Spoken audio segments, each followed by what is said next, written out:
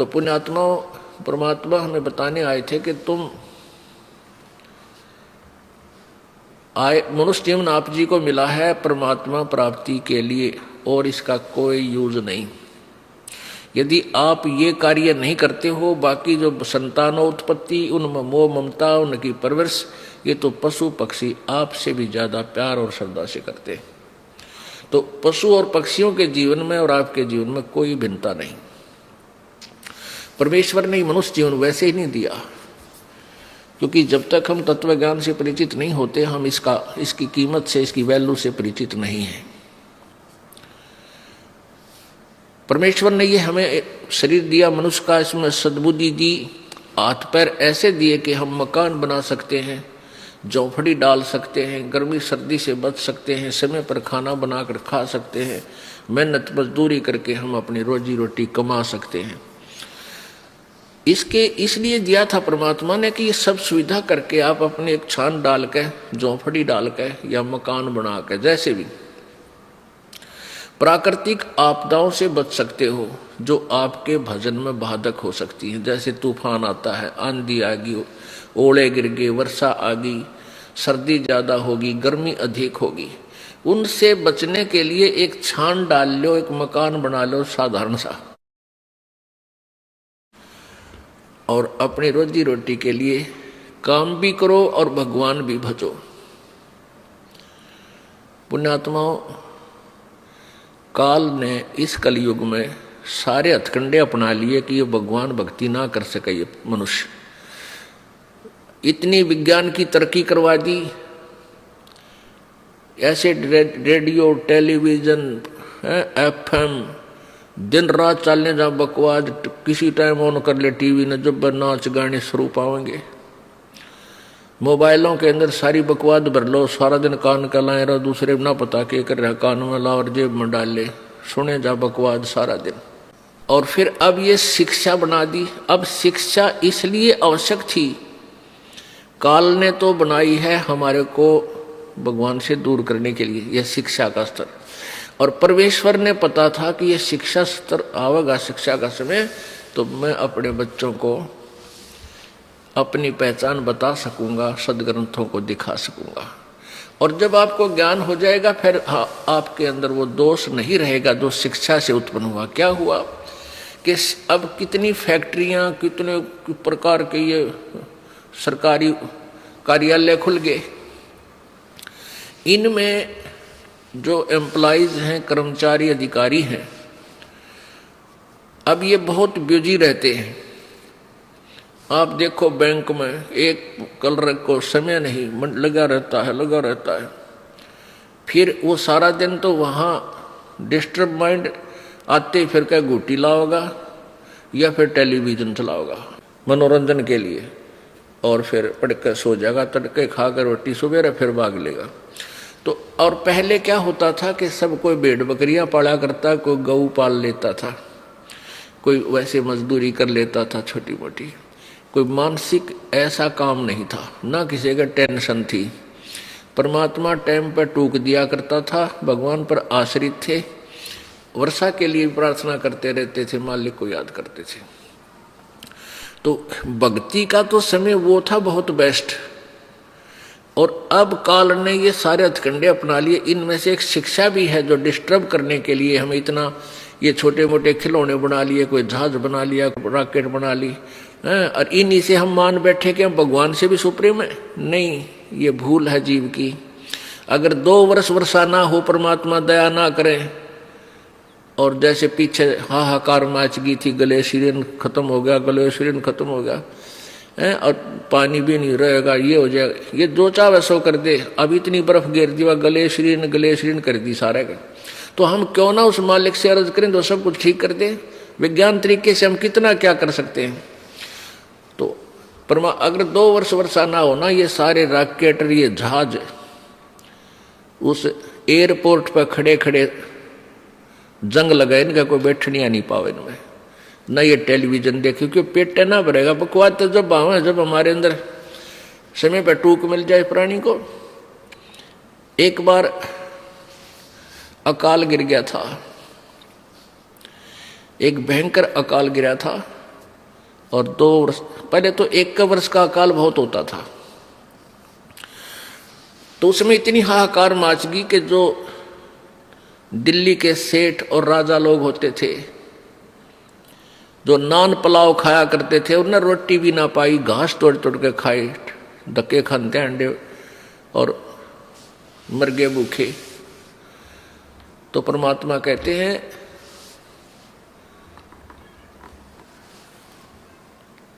शहजादे मांगत फिरे वो दिल्ली के उमराव, जिन रोटी पाई नहीं जो खाते नान पुलाव। तो 1 वर्ष भी परमात्मा का झटका इन वैज्ञानिक या किसी भी सिर फिरे पर कतई नहीं उठेगा। इसलिए परमात्मा हमें ये याद दिलाना चाहते हैं कि मनुष्य जीवन आपको इसलिए मिला था कि आप परमात्मा की भक्ति करो और पीछा छुटा व्याह से। तो जैसे अब मानसिक काम ज्यादा हो गया, मानसिक काम नहीं है, उनको टेंशन बनी रहती है। क्यों? पैसे वाला शराब भी पीवे, बकवाद करे, सारे उत्पन्न करेगा। तो शराब पी कर आता है घर में, उसकी पत्नी और बच्चे उससे दुखी हो जाते हैं, टेंशन का कारण बन गया। कोई भी घर खाली नहीं रहा जिसमें कोई नशा ना करते हो। या बिजली क्यों गिर गई? क्योंकि काल नहीं चाहता कि ये प्राणी भक्ति करे। मान लीजिए कोई एक घर का सदस्य उपदेश ले भी लेता है तो बाकी शेष जो है वो सारे आन उपासक, और कोई ना कोई बैल, कोई मांस खाता है, कोई अंडा खाता है, और कोई शराब पीता है, कोई तम्बाकू पीता है। और फिर आन उपासना में इतने गहरे रंगे जा चुके हैं कि उस सत साधक के साथ संघर्ष शुरू कर देते हैं, उसके नाम को भी खंडित करवाने की चेष्टा करते हैं। ये काल का जाल है। तो इसके लिए हमने सावधान होना है और पूरे विश्वास के साथ मीराबाई, ध्रुव और प्रहलाद जी की तरह हमने दृढ़ होकर इस मार्ग को अपना सफल करना है। तो प्रसंग चल रहा है कि साईं इतना दीजिए जिसमें कुटुंब समावे, हम भी भूखे ना रहे, अतिथि ना भूखा जावे। अब हमारे लिए परमात्मा ने ये उदाहरण दिया है कि इस कलयुग में अब वर्तमान में जो माया जोड़न की दौड़ लगी है, ऐसी होड़ लगी है कि इस इंसान को माया के सिवाय पैसे के अतिरिक्त कुछ भी दिखाई नहीं देता। ना नाता दिखाई देता है, ना कोई लाज शर्म लोग की रह रही है। तो ये ऐसा क्यों हो गया? अज्ञानता से। परमात्मा कहते हैं ये काया तेरी है नहीं, माया कहां से हो, और चरण कमल में ध्यान रखो, इन दोनों को खो। अब काया तेरी है नहीं, शरीर है तेरा नहीं, और तू संपत्ति ना अपनी मान बैठा, नालायक के भूल पड़ गई तेरे। तुम मालिक को याद कर, ये ना तेरी शरीर है ना तेरा संपत्ति है, इन दोनों को भूल जा और मालिक ने याद रख। इस मिट्टी से ये 5 तव का पुतला जब ये समाप्त हो जाएगा, इसका समय पूरा होगा, उसी समय इसको सभा कर देंगे, जला देंगे, ये राख बन जाएगा, पहचान भी नहीं होगी ये किसकी है, और इसके ऊपर गड्ढे लोटा करेंगे। और इस मिट्टी से हम लाभ उठा सकते हैं, परमात्मा पा सकते हैं, इस मिट्टी से हम सोना बना सकते हैं। उसको भूलकर हम केवल एक ही काम लगे रहते हैं, संपत्ति माया जोड़ने के। अब इधर पश्चिमी देशों में क्या है, माया की कमी नहीं रही, उनके पास बहुत धन हो गया। अब वो धन हो गया तो उनको धन बहुत हो गया, अब उनको शांति नहीं। शांति प्राप्त करने के लिए वो उस माया ने छोड़कर नो कहे बाहर जंगल में बैठते हैं जा करके, हफ्ता 10 दिन 15 दिन किसी तरह शांति मिल रहा है। तो पुण्यात्माओं, इस बीमारी ने कट्ठाए क्यों करे? परमात्मा पर विश्वास रखो, कैसे मदद करेगा भगवान आपकी। कबीर साहब कहते हैं साईं इतना दीजियो जिसमें कुटुंब समावे, हम भी भूखे ना रहें, अतिथि न भूखा जावे। इतना मांगिए। परमात्मा जब आप सच्ची भक्ति करोगे, आपके किसी भी कार्य में बाधा नहीं आने देगा। अब हम अपने परिवार के लिए जो मांग कहा है कि भी हम भी भूखे ना रहें और अतिथि ना भूखा जाए, सब कुछ आ गया। यानी रिक्वायरमेंट ऑफ द फैमिली, अपने परिवार की आवश्यकताओं को से अधिक डिमांड भगवान से नहीं करना। और फिर जो आपके पास पैसा शेष बचता है उसको पुण्य में अधिक लगाओ, जैसे परमेश्वर ने स्वयं ये लीला करके दिखाई। परमेश्वर कहते हैं, दान दिए धन घटे नहीं, चढ़ी चोंच भर ले गई नदी न घट्यो नीर। और दान दिए धन घटे नहीं, कह रहे साहिब कबीर। परमात्मा कहते हैं, देते को हर देत है जहां तहां से आन, और ना दिया फिर मांगते फिरियो, परमात्मा सुना नहीं कान। जैसे किसी ने पिछले जन्मों में पुण्य किया है, आज वो गाड़ियों में चलते हैं, बहुत अच्छी व्यवस्था घर की है, और जिन्होंने पूर्व जन्म में दान नहीं किया, आज वो गरीब इतने हो गए हैं, मजदूरी भी कर लेते हैं, कोई कागज चुगते फिरते हैं, दिए भाई बाबा दिए, कोई नहीं देता चवन्नी। तो क्यों नहीं देता? क्योंकि उसने पिछले जन्म में पुण्य नहीं किया। तो कहते हैं, परमात्मा कह रहे हैं कि देते को हर देत है। किसी ने दान किया है पूर्व जन्म में, तो आज भगवान उसके ठाठ कर रखे हैं, और अब भी दान करोगे तो इस जन्म में भी मिलेगा आपको, और अगले में भी, नेक्स्ट में भी मिलेगा। और दान करोगे ही नहीं तो दोगे, मिलेगा कहां से? देते को हर देत है जहां तहां से आन। और जिसने दान नहीं किया, नहीं दिया, सो मांगते फिरियो, परमात्मा सुने नहीं कान। धर्म बिना दापे नहीं, ये प्राणी प्रपंच, आस बिरानी क्यों करे तन दिया हो तो संच। एक समय परमात्मा कबीर जी जब यहाँ वो परमेश्वर बनारस के अंदर काशी में लीला करने आए हुए थे, वो यही ज्ञान प्रचार किया करते थे जैसे दास आपको बता रहा, जो परमात्मा ने, परमेश्वर कबीर जी ने 600 वर्ष पहले अपने मुख्य ज्ञान में, तत्व ज्ञान में बोला था। उसी ज्ञान को परमात्मा प्रचार किया करते थे, और दोनों धर्मों को, हिंदू और मुसलमानों को, दोनों को कहा करते, तुम एक ही प्रभु के बच्चे हो, तुम अलग अलग नहीं हो। तुम आपस में झगड़ा करते हो, एक दूसरे को हीन सिद्ध करने की चेष्टा करते हो, ये तुम्हारा व्यवहार ठीक नहीं, क्योंकि तुम परिचित नहीं परमात्मा से। हिंदू को कहते थे और मुसलमानों को भी समझाते थे कि तुम जो साधना कर रहे हो, तुम्हारी साधना ठीक नहीं है। क्या बताया करते थे? सुन का जी राजी नहीं, आप अलह खुदाए, गरीब दास किस हुक्म से ये पकड़ पछाड़ी गाय। जैसे मुसलमान भाई गाय को मारते हैं, काट देते हैं, मांस खाते हैं, तो परमात्मा कहा करते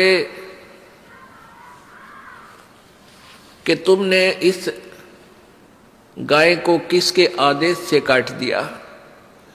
ये अल्लाह का आदेश नहीं है मांस खाने का। तुम्हारी किसी जो किताब यानी कतेब को, पवित्र बुक को उठाकर देखो, किसी में भी मांस खाने का आदेश प्रभु का नहीं है।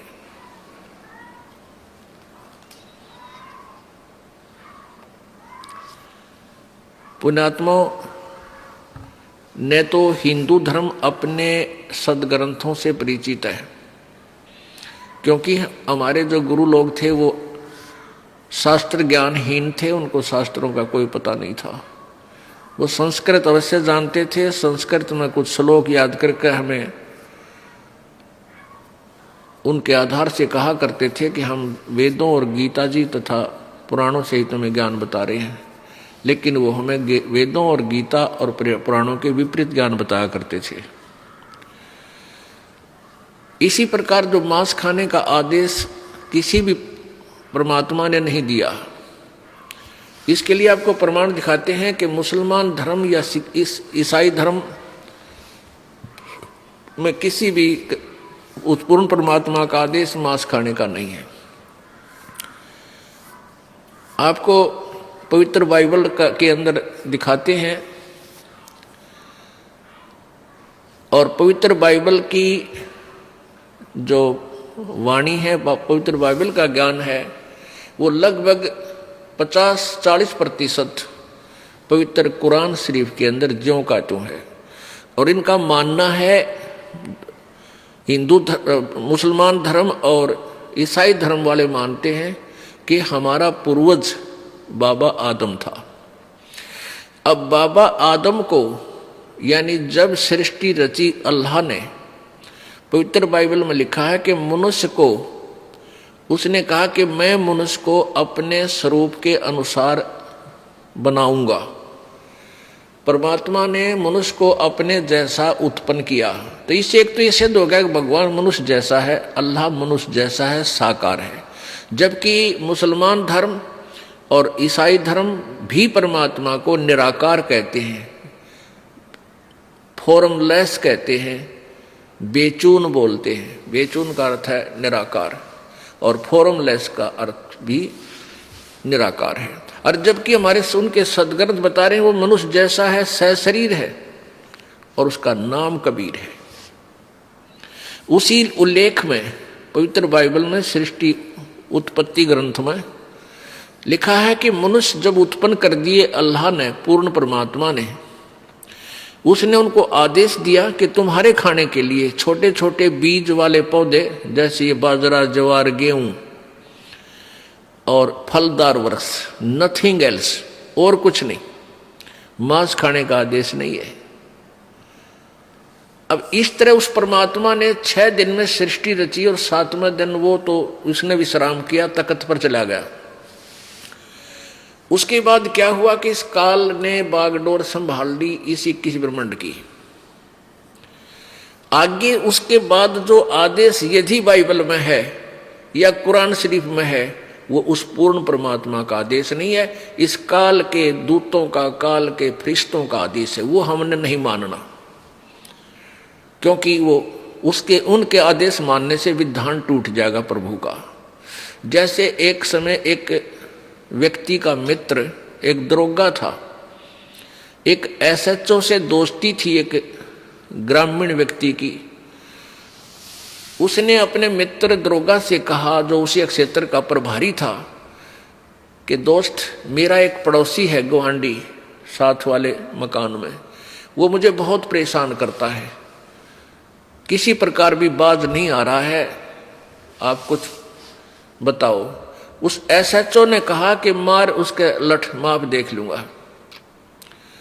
आदेश मान लिया उसने एसएचओ का, अपने मित्र का, एक अधिकारी का, और आके अपने पड़ोसी के साथ झगड़ा ठान लिया, उसका लठ मार दिया। लठ मारते उसकी मृत्यु होगी। और फिर वही एसएचओ जो उसका मित्र था, वो उसको पकड़ के अरेस्ट कर ले गया, अपने मित्र को, जिसको आदेश दिया था कि तू इसको मार लठ, और जेल में डाल दिया। उसको सजा होगी 20 वर्ष की। अब कारण क्या था कि राजा का विधान है कि कोई किसी की हत्या करेगा, मारपीट करता है तो कानून टूट जाएगा, उसको सजा, दंडित होगा। और वो एक अधिकारी ने आदेश दे दिया कि जा मार लठ, माफ देख लूंगा।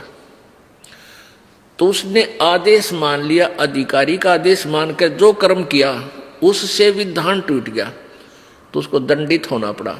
इसी प्रकार परमात्मा पूर्ण ब्रह्म का आदेश हमें मांस खाने का नहीं है। गेहूं, बाजरा, ये फल, काजू, किशमिश, ये उसका आदेश है खाने का। इसलिए हम दोषी नहीं हैं। कई ऐसे बात अड़ा कर बैठ जाते हैं जो मांस खाने वाले हैं, कहते हैं गेहूं में भी तो जीव है, बाजरे में भी तो जीव है, इसको क्यों खाते हो?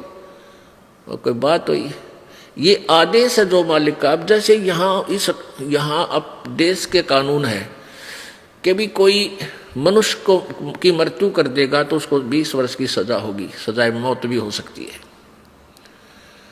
और बाकी ये और मुर्गे मारे हैं कि जब बकरे काटे हैं, इन्हें खाएं जाओ, कोई नहीं राजा बोलता, उसके ऊपर कोई वो नहीं है। लेकिन परमात्मा का आदेश है गेहूं, चना, बाजरा, ज्वार ये तुम खा सकते हो, ये आदेश है प्रभु का।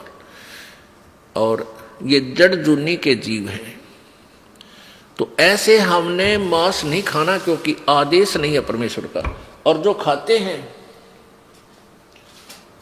वो विधान तोड़ रहे हैं परमेश्वर का। ये देखिएगा, ये पवित्र बाइबल है, ये पवित्र बाइबल संपूर्ण जीवन अध्ययन बाइबल,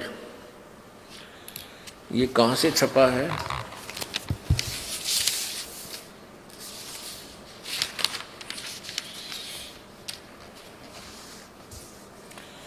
पवित्र बाइबल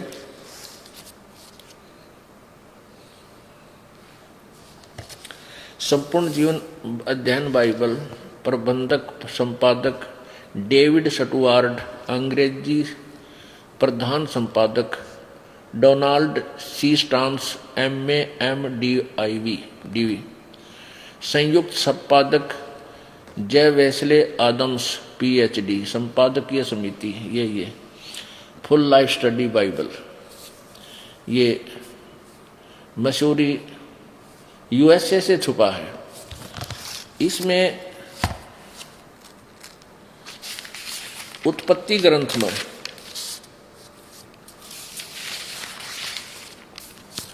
ये देखिएगा, ये उत्पत्ति ग्रंथ है। इसमें वर्णन है, मैं मौखिक सुनाऊंगा कि 6 दिन में परमात्मा ने सृष्टि रची। वो किस किस प्रकार रचा? जैसे जब परमेश्वर ने कहा उजियाला हो तो उजियाला हो गया। परमेश्वर ने कहा उजियाला को देखा, अच्छा लगा, परमेश्वर ने उजियाले को अंधकार से अलग किया।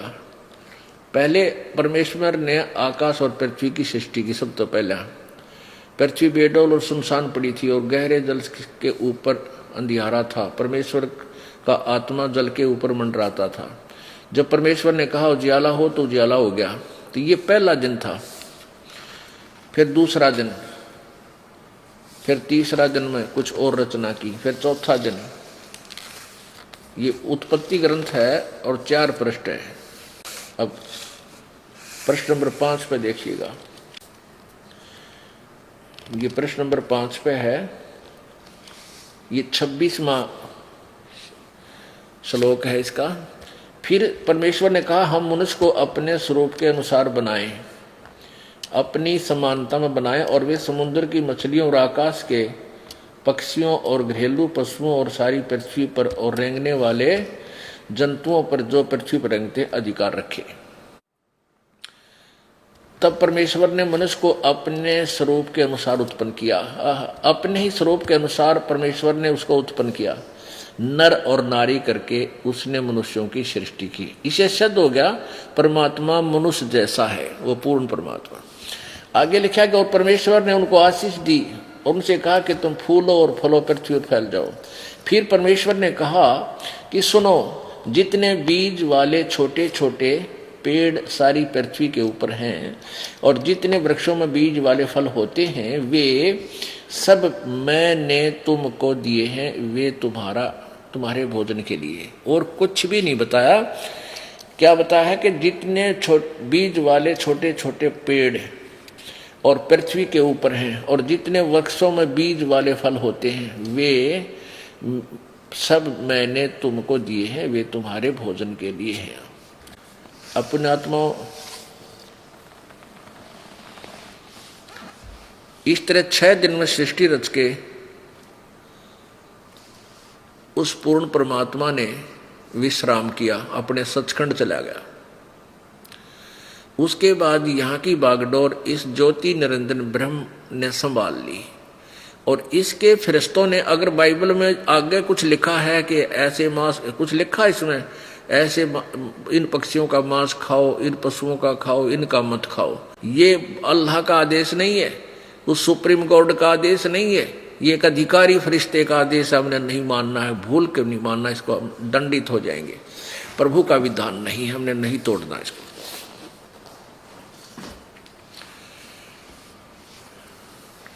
तो क्या कहा करते प्रभु, सुन का जी राजी नहीं वो आप अल्लाह खुदाए, गरीबदास किस हुक्म से तन पकड़ पछाड़ी गाय। किसका आदेश है तन गाय को मार दिया?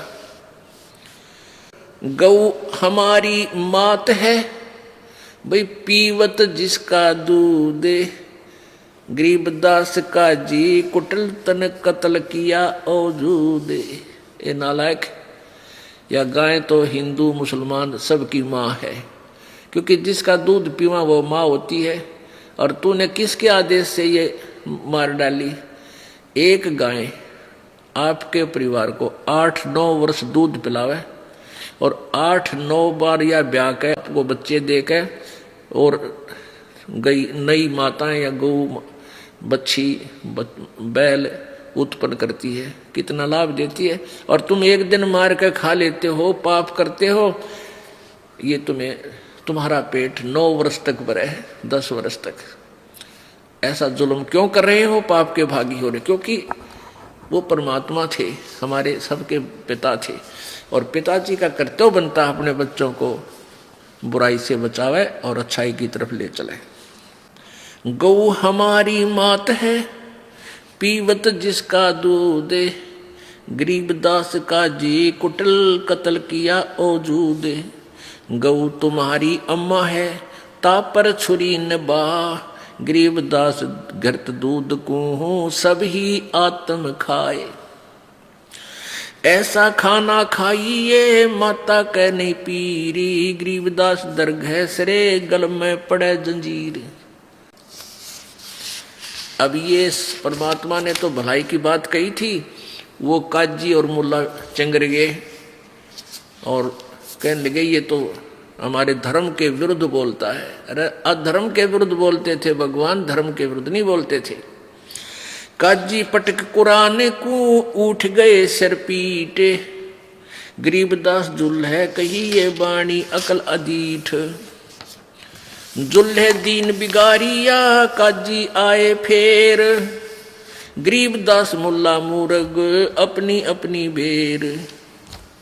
मुर्गे से मुल्ला भय, मुल्ला से फिर मुर्ग, गरीबदास दो जगदस तुमने पावे नहीं सुर्ग। अब शिक्षा दिया करते परमात्मा कि आज तुम मुर्गे को काट रहे हो, अगले जन्म में काजी तू मुर्गा होगा और मुर्गा बनेगा मुल्ला, फिर यूं तेरी गर्दन काटेगा। ऐसे क्यों पंगे में पा दे रखा आपने?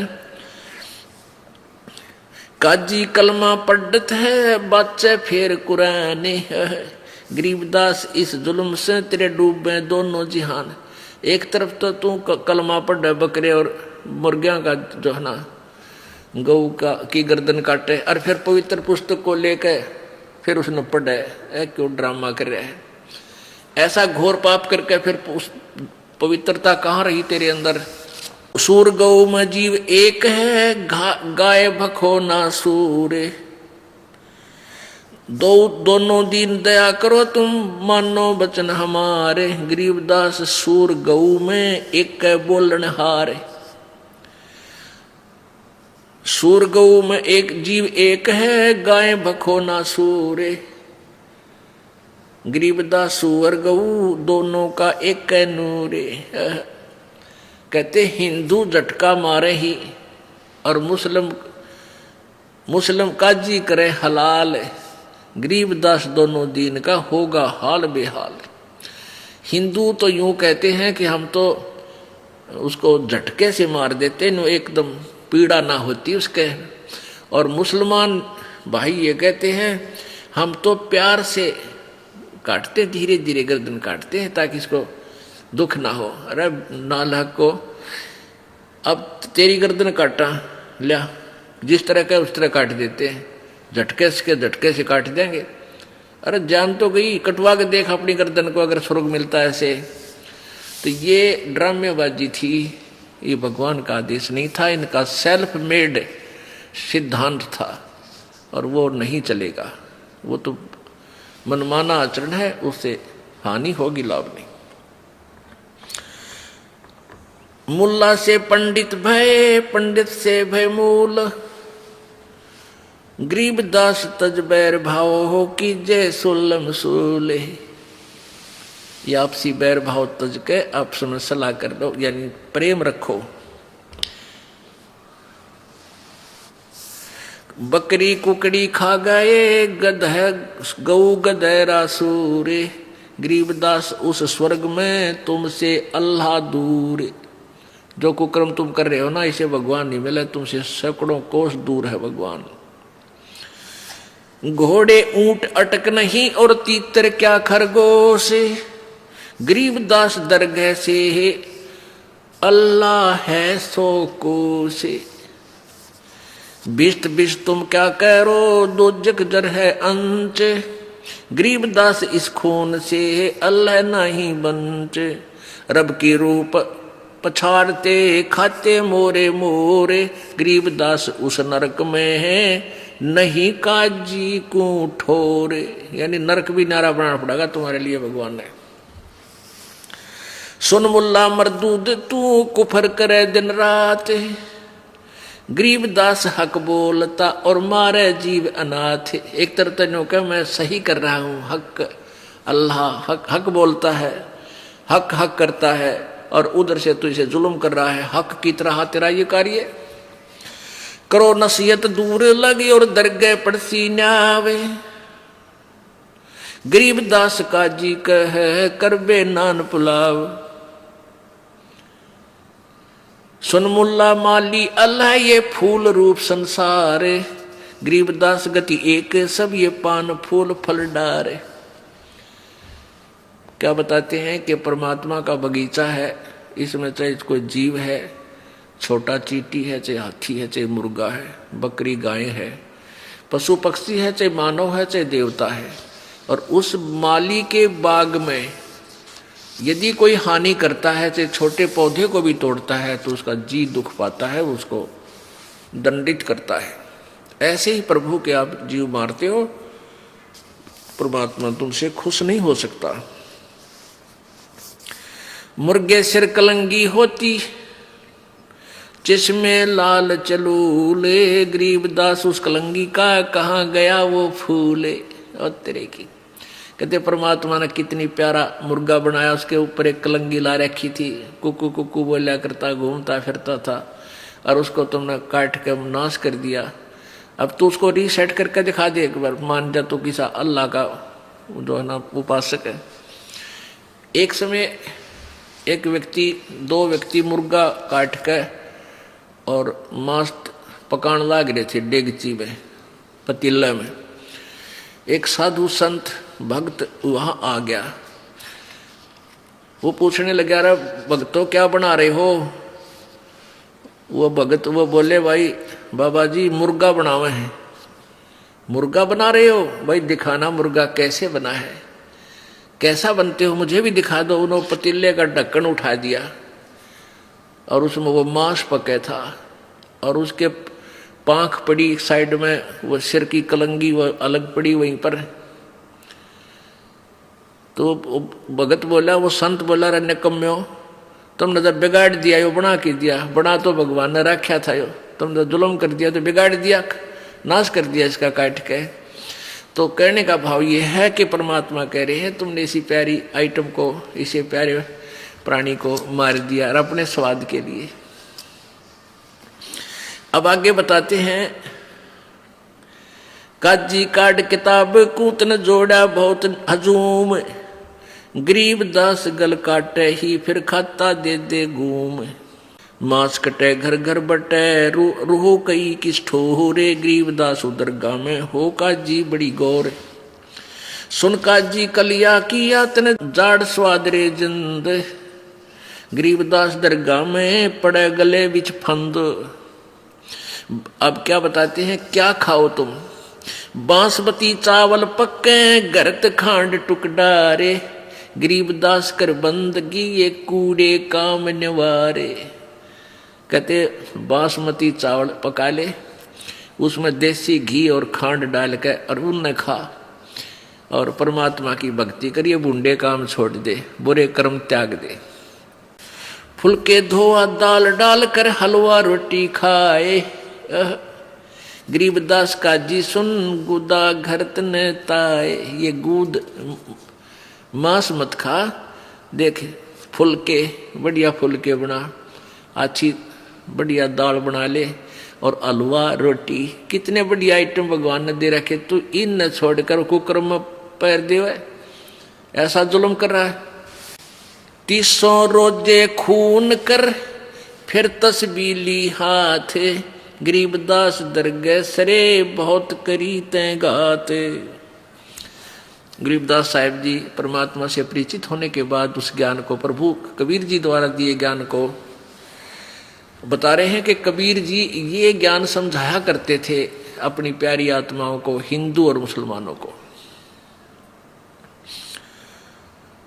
क्या कहते थे कि 300 रोजे खून करत हो कैसे हो दीदारा, हिंदू और मुसलमानों को परमात्मा दोनों को समझाया करते थे।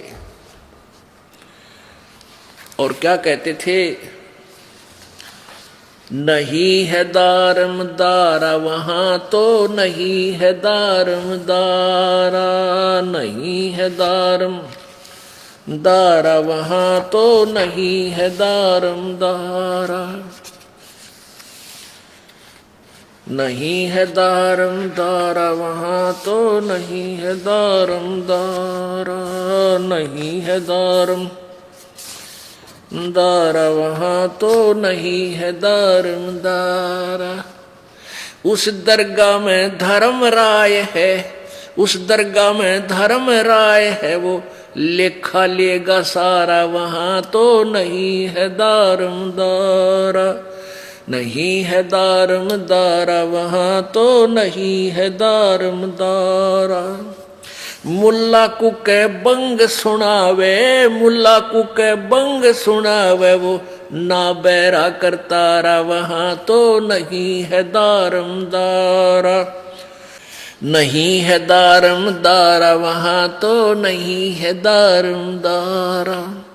300 रोजे खून करत हो, 300 रोजे खून करत हो, तुम्हें क्यों कर हो दीदारा वहां तो नहीं है दारम दारा, नहीं है दारम दारा वहां तो नहीं है दारम दारा। मूल गवा चले हो काजी, मूल गवा चले हो काजी, भर लिया घोर अंगारा वहां तो नहीं है दारम दारा, नहीं है दारम दारा वहां तो नहीं है दारम दारा।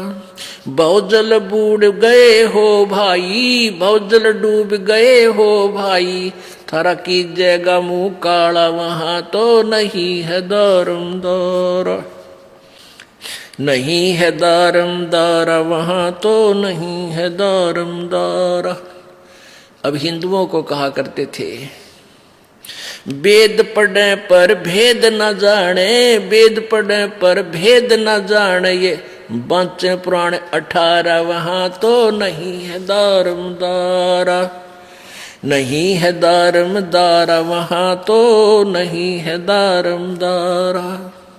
जड़कू अंधरा पान खवावे, जड़कू अंधरा पान खवावे, ये बिसरे सृजनहारा वहां तो नहीं है दारम दारा, नहीं है दारम दारा वहां तो नहीं है दारम दारा। उजड़ खेड़े बहुत बसाए, उजड़ खेड़े बहुत बसाए, ये बकरा जोटा मारा वहां तो नहीं है दारम दारा। ये पंडित लोग भी बकाया करते हैं, इस देवी बकरे मांगे, किसी ने कहे गधा मांगे, क्योंकि सेठ शीतला गधा मांगती है, उसकी बलि चढ़ा दे और खाओ आप पेट भर स्वाद के मारे, और पापी बनाओ अपने उपासकों को। और कहीं नो कहते हैं उस देवी तो बकरे की भेंट, झोटे की भेंट मांगती है, झोटा काटा जाता, उसको काटो, बहुत तरह के हुई। तो न तो हिंदुओं के गुरुओं ने ज्ञान था, ना मुसलमान वालों को। ये सारी भोली आत्माओं को पाप का भागी बना रहे हैं, ऐसे प्रभु कहा करते थे। जाकू तो तुम मुक्ति कहते हो, जाकू तो तुम मुक्ति कहते हो, वो है कच्चे बारा वहां तो नहीं है दारम दारा, नहीं है दारम दारा वहां तो नहीं है दारम दारा। मांस मछरिया खाते पांडे, मांस मछरिया खाते पांडे, किस विद है अचारा वहां तो नहीं है दारम दारा, नहीं है दारम दारा वहां तो नहीं है दारम दारा। सो जजमान नरक में चाले, सो जजमान नरक में चाले, बूढ़े स्यों परिवार वहां तो नहीं है दारमदारा, नहीं है दारमदारा वहां तो नहीं है दारमदारा। छाती तोड़ हने जम किंकर, छाती तोड़े हने जम किंकर, लागे जम का लारा वहां तो नहीं है दारमदारा, नहीं है दारम। दास गरीब कहे बेकाजी, दास गरीब कहे बेकाजी, ना कई वार न पारा वहां तो नहीं है दारमदारा, नहीं है दारमदारा वहां तो।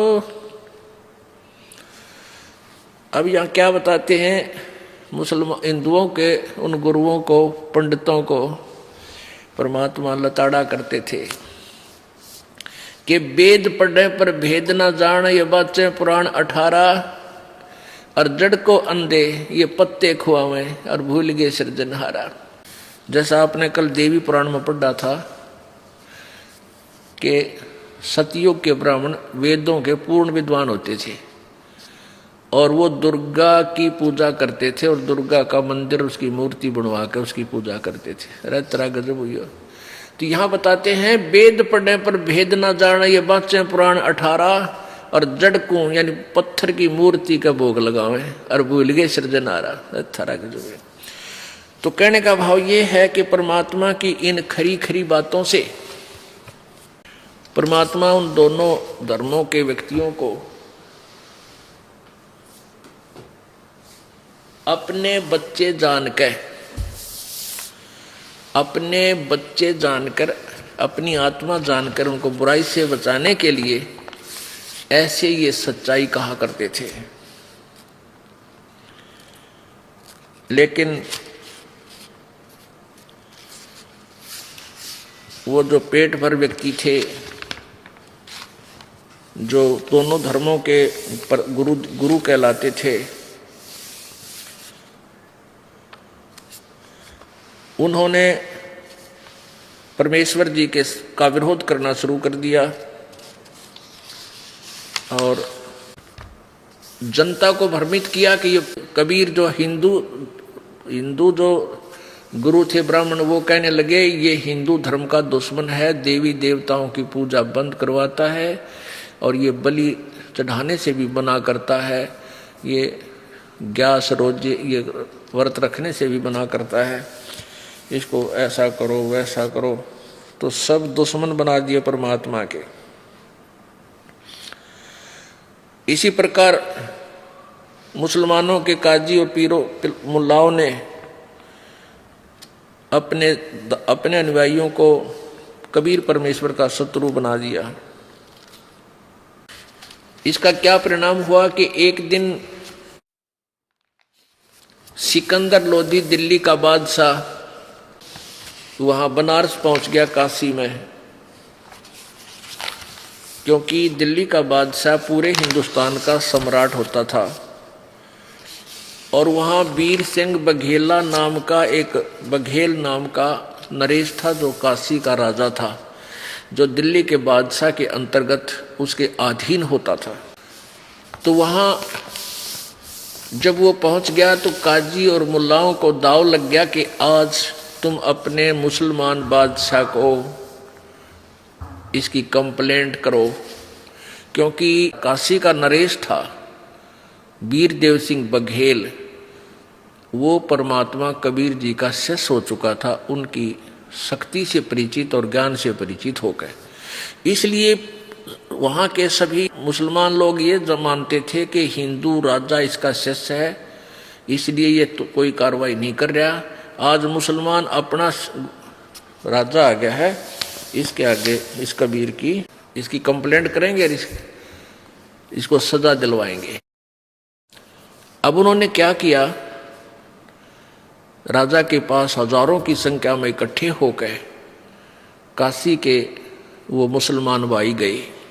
राजा सिकंदर लोधी ने अपने धार्मिक गुरु शेख तकी जो उनके साथ रहता था उससे कहा कि पता करो पीर जी जनता किस लिए आई है। एक दो मंत्री को साथ भेज दिया बाहर।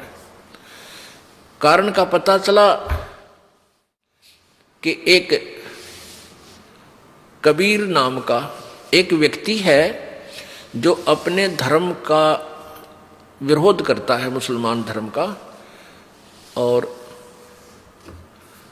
उसके खिलाफ कार्रवाई की जाए। वो कहता है मैं अल्लाह हूं। वो कहता मांस मछली मत खाया करो, मांस खाने से तुम नरक में जाओगे। वो इतना निकम्मा है। हाय। अब सिकंदर राजा ने देखा इतनी जनता आ गई है, उसके पैर डगमगा गए, कभी कोई विद्रोह हो जाएगा, तो कहा लाओ पकड़ के उसको। कौन है वो? अपने आप को अल्लाह कहता है और हमारे मुसलमान धर्म का विरोध करता है। एक व्यक्ति को पकड़ने के लिए 10 सिपाही गए नंबर बनाने के लिए, और परमात्मा ने को पकड़ जाए। और साथ में, क्योंकि माता पिता ने, कबीर जी के मुंह बोले माता पिताओं ने विरोध किया, उनको जब पकड़ने लगे तो उनको भी साथ ही अरेस्ट कर लिया। अब कबीर जी को वहां लाके खड़ा कर दिया और सिकंदर लोधी आ गया। हजारों की संख्या में जनता वहां पर देख रही थी। सिकंदर लोधी राजा वहां खड़ा हो गया। एक गाय मंगा ली। एक गाय जो गर्भवती थी, पेट में गर्भ था, उस गाय के पेट में बच्चा था, वह गाय मंगा ली। और कहते हैं उनका कहना यह था कि यदि तू खुदा है या खुदा का फरिश्ता है, अल्लाह का फरिश्ता है, नबी है, तो इस गाय को हम कत्ल करेंगे, काटेंगे, बीचते, तो इसको जीवित कर देना। क्योंकि हमारे हजरत मोहम्मद जी ने एक गाय को वचन से मार के और जीवित कर दिया था। तो हम अगर यदि तू जीवित कर देगा, हम तुझे अल्लाह का नुमाइंदा मान लेंगे, नहीं तो तेरी गर्दन कत्ल करूंगा। ये सिकंदर लोधी के वचन थे जनता को खुश करने के लिए। इतना कहकर के वह गाय काट दी, बीचों बीच तलवार मार के। अब 4 टुकड़े हो गए मां बेटियां के। अब कहा कि बोल कबीर तू कौन है? अब बता तू कौन है? अल्लाह है तो कर इसको जीवित। परमात्मा खड़े हुए और कहा हम ही अलख अल्लाह हैं, कुतुब गोस और पीर, और गरीबदास खालिक दनी, मेरा नाम कबीर। एक थपकी मारी गाय के, एक हाथ मारा उस बच्चे के, दोनों जीवित होकर खड़े हो गए और बाल्टी भर के बच्चा लगा के गाय के नीचे और दूध की बाल्टी भर दी फुल। बोलो सतगुरुदेव की।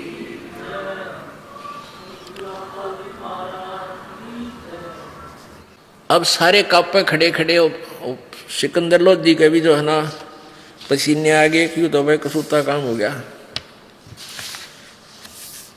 तो फिर परमात्मा ने उनको समझाया। क्या बताते हैं? नबी मोहम्मद नमस्कार है, वो राम रसूल कहाया, 1,80,000 को सौगंध जिन नहीं करद चलाया। अरस कुरस पर अल्लाह तकत है, खालिक बिन नहीं खाली, वो पैगंबर पाक पुरुष थे साहिब के अब्दाली। अब परमात्मा कबीर जी समझा रहे हैं कि जो हजरत मोहम्मद जी तुम्हारे धर्म के प्रवर्तक थे, वो तो बहुत ही अच्छी आत्मा थी, वो तो आदरणीय पुरुष थे। उन्होंने कभी मांस नहीं खाया, उन्होंने मांस नहीं खाया था। तुम गलत परंपरा पकड़ चुके हो। नबी मोहम्मद नमस्कार है, वो राम रसूल कहाया, अल्लाह का रसूल था वो।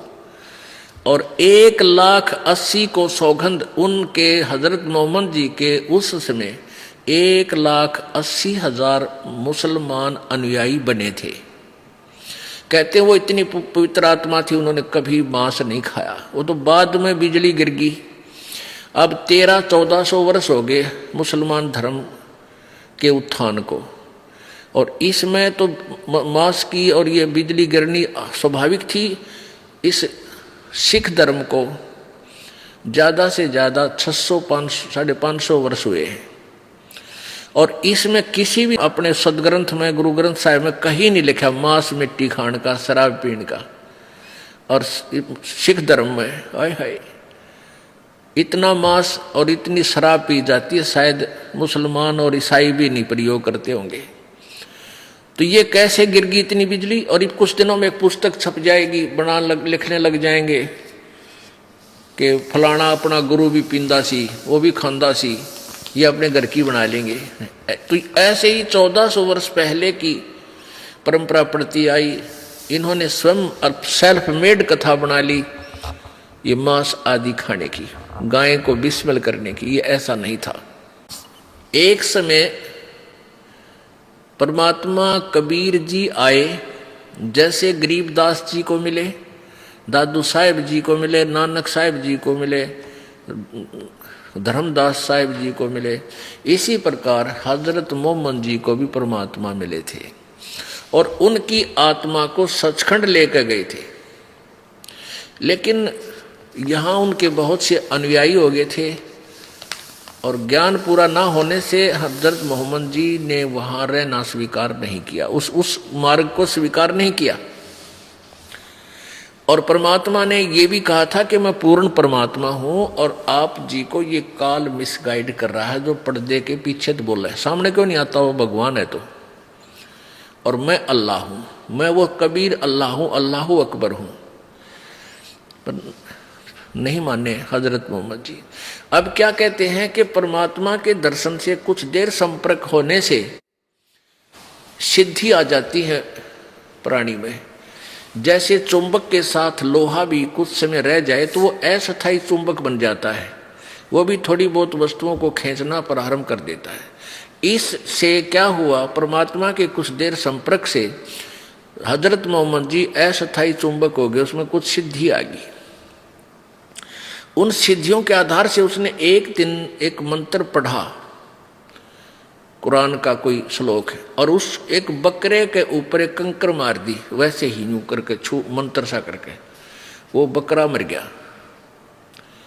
अब बकरा मर गया तो वो गरीब आदमी थे, बकरी पेट पाला करते थे, हजरत मोहम्मद जी भी बकरी पाला करते। तो गरीब आदमी रोने लगा और ने कहा कि मैं तो गरीब आदमी हूँ, मेरा ये बहुत पशु हानि होगी, मेरा क्या होगा? तब उसने मंत्र पढ़कर उसको जीवित करने का आदेश दे दिया और जीवित हो गया। तो उस व्यक्ति के खुशी का ठिकाना नहीं रहा। उसने आसपास सब जगह बता दिया कि हमारे कैसे हजरत मोहम्मद जी ने, मेरा बकरा मर गया था, उसको जीवित कर दिया। तो उनके विरोधी बहुत थे, दूसरे जो ईसाई धर्म वाले, वो कहने लगे कि झूठ बोलते हो तुम, हम जब जानेंगे हमारे सामने वो गाय को किसी और पशु को मारे। तो हजरत मोहम्मद जी ने कहा कि मैं उस दिन गाय को मार के जीवित करूंगा। वो निश्चित दिन रखा। कुछ दिन बाद, उसके बाद फिर सब इकट्ठे हो गए देखने के लिए। तो हजरत मोहम्मद जी ने अपने वचन से वो गाय मार दी, लेकिन जीवित नहीं कर सके क्योंकि वह बैटरी डिस्चार्ज हो ली।